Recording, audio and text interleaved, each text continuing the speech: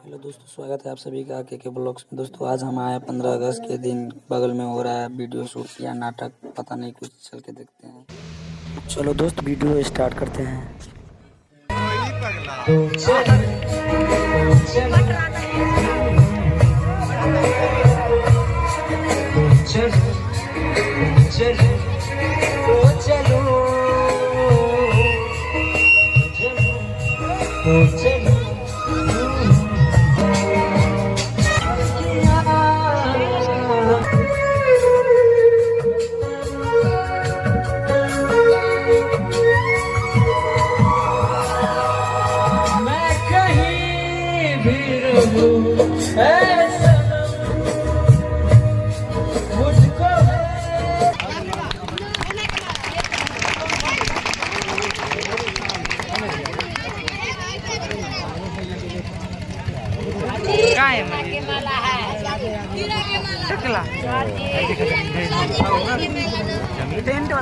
बहुत ही मुश्किल क्षण होता है।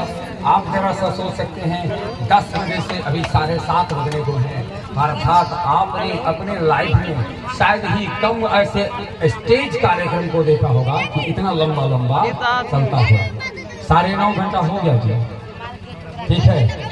लेकिन ये आदर्श कला मंच की विशेषता है। और बगैर देर की हुई आप जहाँ देख रहे हैं ना, कुछ लोग बैठे, ये गलवान की चर्चा है। पिता से, अपनी बहन से इजाजत लेके गया। तब फिरंगी लगे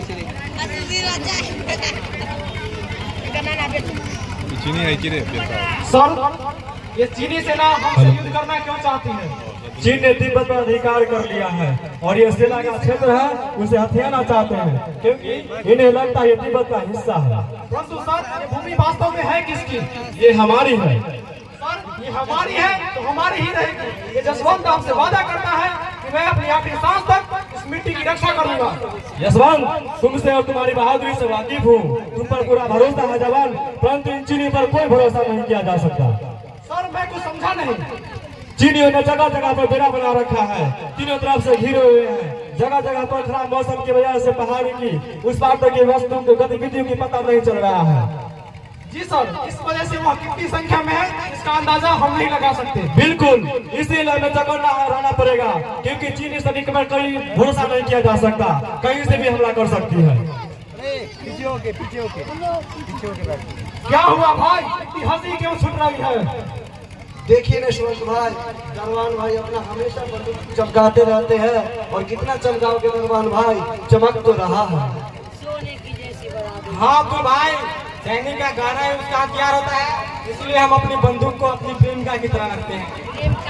वाह दरबान भाई, बिल्कुल सही कहा आपने, हमारी गहना ही तो है। हाँ भाई, ये जिंदाबाद तो हम जिंदाबाद और ये मुल्क जिंदाबाद। हेलो, कंट्रोल लो, हेलो यस सुखविंदर, कैप्टन हरी। हेलो, इधर से पहाड़ी की इस पार से गतिविधियां नोटिस की गई है। Be alert and take your position. We are ready.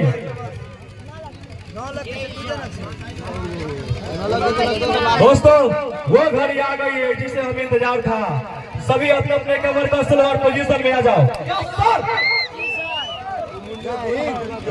Badri Vishal की, बद्री विशाल की, बद्री विशाल की।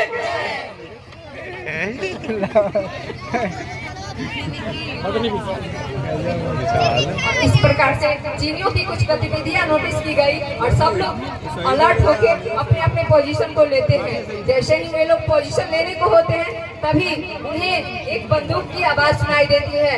शायद ये बंदूक की गोली चीनियों के द्वारा छोड़ी गई थी। वो लोग काफी अलर्ट हो जाते हैं और अपना अपना पोजीशन ले देखते हैं कि यह गतिविधि तभी कुछ गोलियों के छूटने की आवाज आते हैं और इस तरीके से हो जाता है चीनी और भारतीयों के बीच युद्ध शुरू। कुछ देर युद्ध चलता रहता है। जब 72 वाले युद्ध की शुरुआत थी, युद्ध तो 72 घंटे चलने वाले हैं।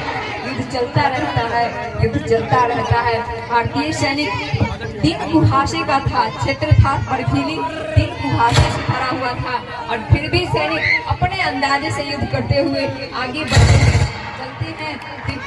चीनी सैनिकों का आक्रमण होता है, भारतीय सैनिक अनुमान के साथ युद्ध शुरू है। लोग देख रहे हैं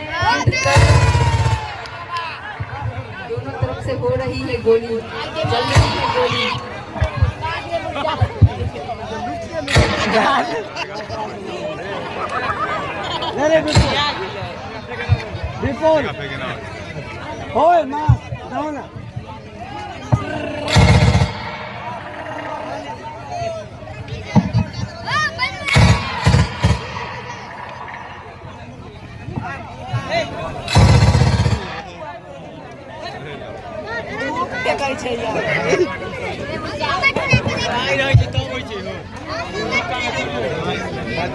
जब उन्हें महसूस होता है कि शायद सारे चीनी सैनिक मर गए हैं, उन्हें कोई भी एक अनुमान नहीं लग पाता है, फिर भी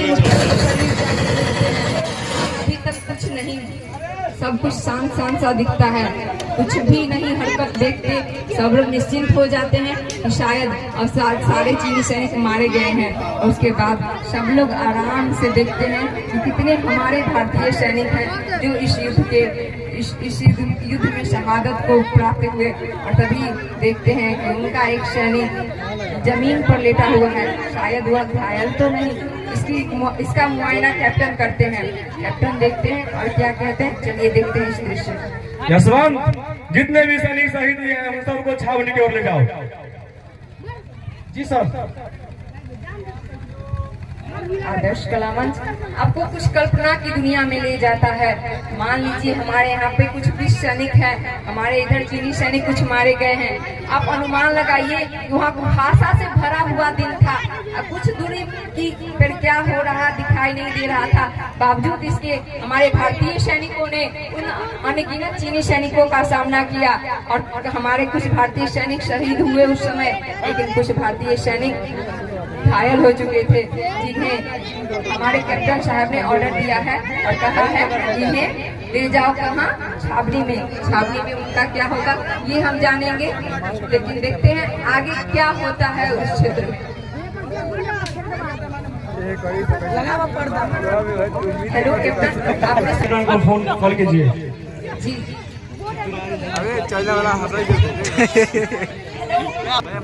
पीछे के नाम क्यों चली है और यहाँ सभी के सभी लाश गिर गए हैं, क्योंकि हमें हथियार की भी कमी हो गई है और कहीं से भी मदद का तत्काल गुंजाइश भी नहीं मिल पा रही है।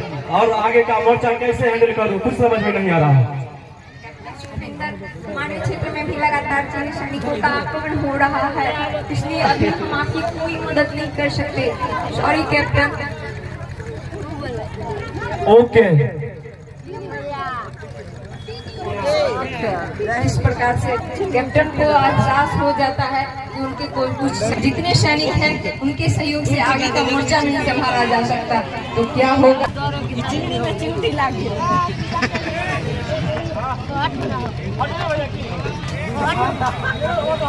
अब यहाँ से लौटना पड़ेगा, क्योंकि आगे का मोर्चा हमसे नहीं संभाल सकता है।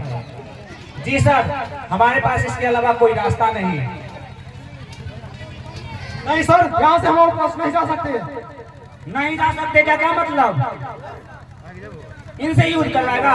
देख इनके पैरों की हालत, जो चोट लगने की वजह से ठीक से खड़े नहीं हो पा रहे हैं। इन्हें देख, जो गोली लगने के कारण दर्द से कराह रहे हैं। इनसे युद्ध करवाएगा। हाँ हाँ, इन्हें भी लड़ना होगा, हम सबको भी लड़ना होगा।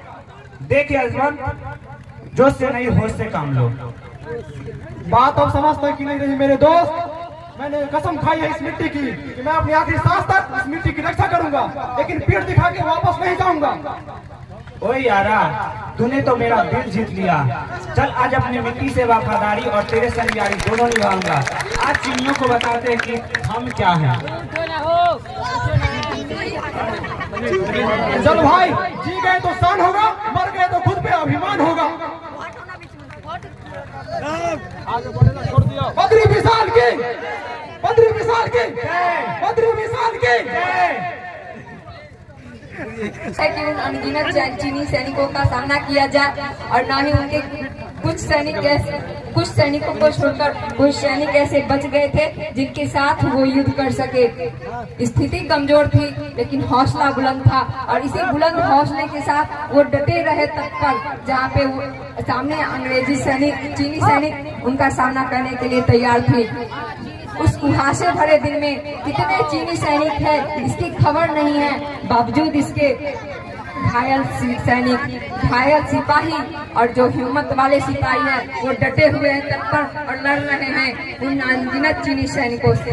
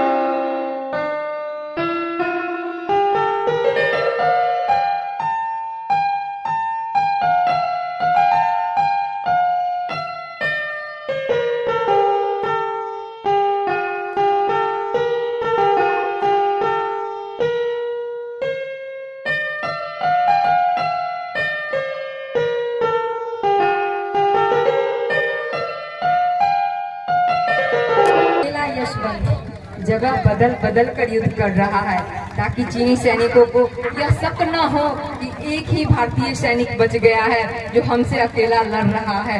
इसलिए वह जगह जगह बदल बदल कर हर जगह से युद्ध कर रहा है ताकि चीनियों को तनिक भी शक न हो और वह अकेला लड़ता रहे।